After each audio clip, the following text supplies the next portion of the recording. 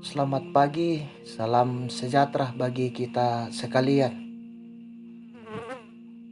Saudara-saudara, di hari yang baru ini yang dikaruniakan oleh Tuhan kepada kita berjumpa lagi dalam Renungan Harian Toraya edisi Sabtu 2 Juli 2022. Sebelum kita memulai kegiatan kita, mari kita bersekutu, kita membaca dan merenungkan firman Tuhan. Kita berdoa. Ya Tuhan, di saat ini kami bersyukur kepadamu atas anugerah dan kemurahan yang Engkau boleh nyatakan kepada kami, Tuhan. Kami bersyukur atas kehidupan yang Engkau karuniakan kepada kami.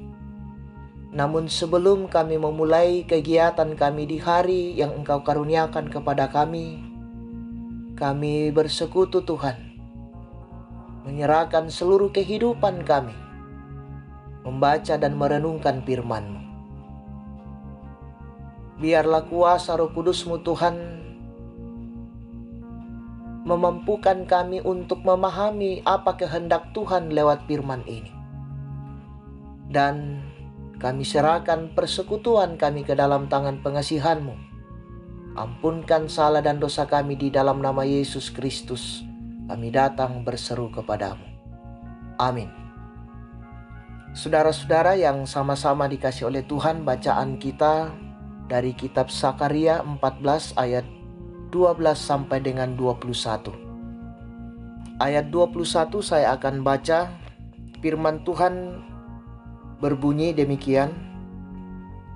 Maka segala kuali di Yerusalem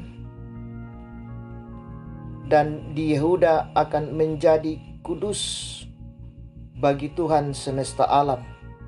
Semua orang yang mempersembahkan korban akan datang mengambilnya dan memasak di dalamnya, dan tidak ada lagi pedang di rumah Tuhan semesta alam pada waktu itu. Amin. Firman Tuhan diberi tema kepastian dalam keraguan.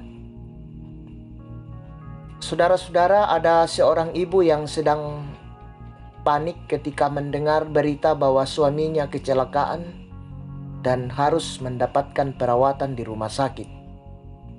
Sang ibu bergegas hendak menuju ke rumah sakit untuk melihat keadaan suaminya. Lalu ia pun memesan Gojek untuk mengantarnya. Saat naik ke Gojek, karena paniknya ia tidak sadar bahwa ia tetap memegang tiang pagar.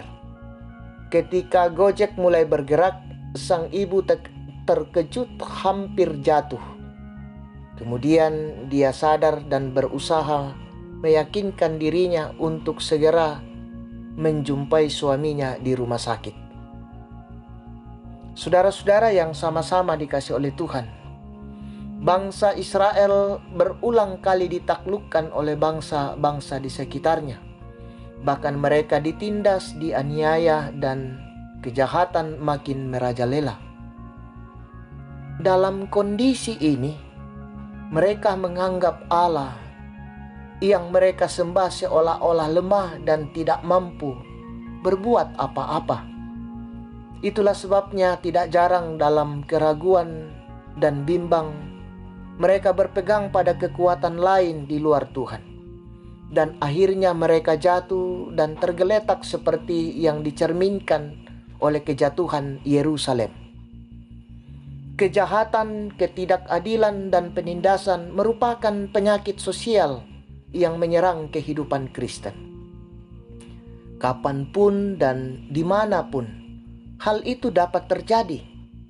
Menghadapi kondisi tersebut, kita diingatkan untuk jangan panik dan putus asa. Allah selalu menunjukkan jalan dan berjanji untuk melepaskan kita. Namun, dalam menantikan hal itu, sangat penting untuk kita memiliki kesabaran. Tidak mungkin Ketika kita mengadu kepadanya, lalu pertolongan segera datang. Dan ketika kita hendak datang kepadanya, ingat bahwa kita harus melepaskan pegangan kita terhadap yang lain.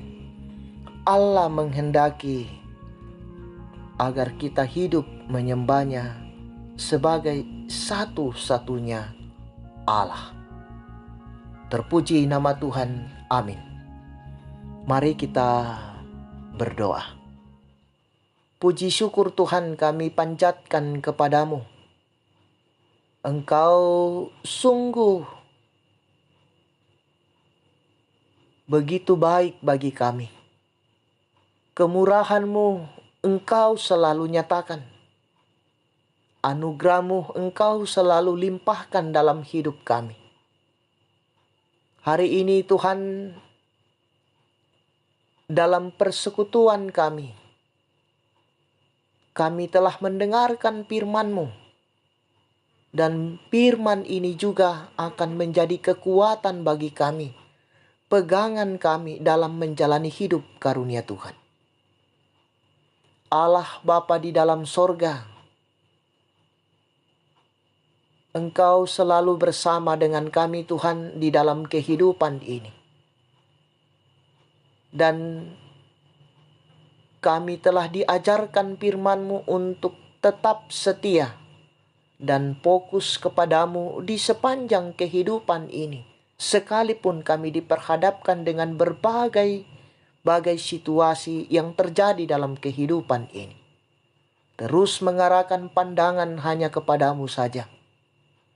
Allah Bapa di dalam sorga, kehidupan dan tanggung jawab kami hari ini Tuhan, kami serahkan ke dalam tangan pengasihan-Mu. Engkau mendekap kami dengan kasih-Mu Tuhan, sehingga kami dimampukan untuk menjalani hidup ini.